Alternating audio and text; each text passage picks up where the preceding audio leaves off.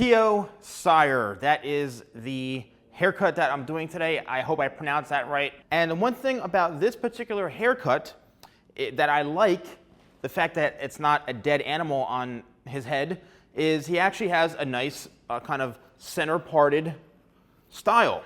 Something you don't really see too often. He actually has a nice flow to his hair, and I've gotten so many requests to do this hair tutorial that that's why I decided to do it. So I'm going to do the haircut, and then we'll break it down at the end.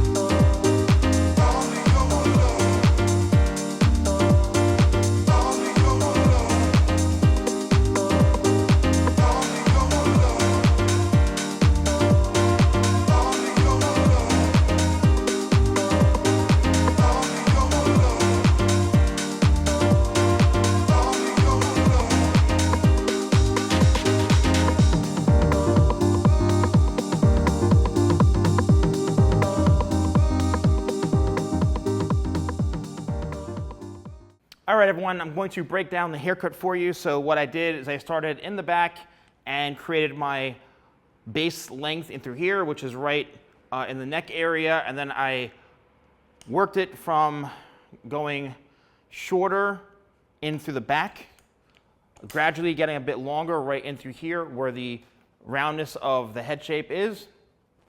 And then I continue to work towards the front.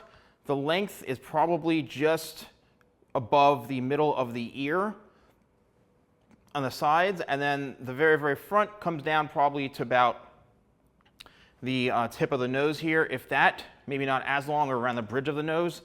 And then with all my haircuts, what I usually do is I make sure that it's connected going from here to here, very, very important. And then I worked my way forward to continue the layered shape, and then I held everything straight out from the head. The length probably from this haircut is, I'd say, about 5 or so inches throughout the top of the head, maybe a little bit longer, 5 to 5.5 inches. And I connected everything, the corners in through here and the layers.